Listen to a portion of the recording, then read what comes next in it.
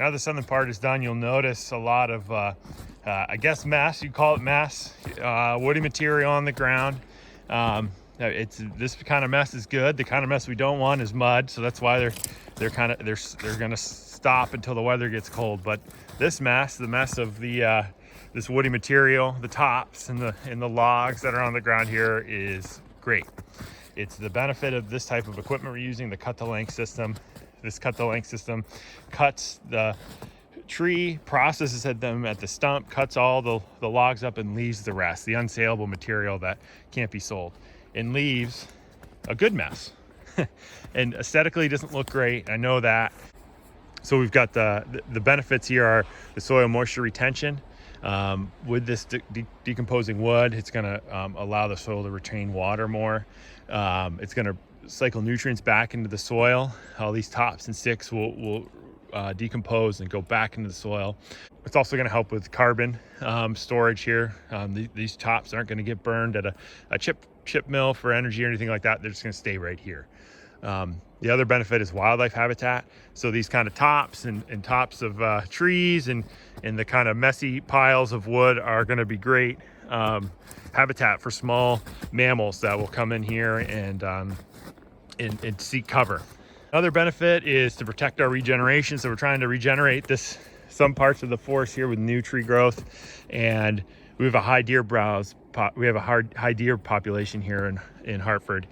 And so the deer are going to be right on those young trees as they grow up, and they're going to eat the buds, particularly in the winter. That's kind of their main food source is the buds of young trees. So the thought is here with this kind of messy woody material, I don't want to walk through there, and a deer's not going to walk through there. So if a tree gets established in the center of this and becomes established, it's going to be protected and be able to grow without the buds getting nipped off by deer.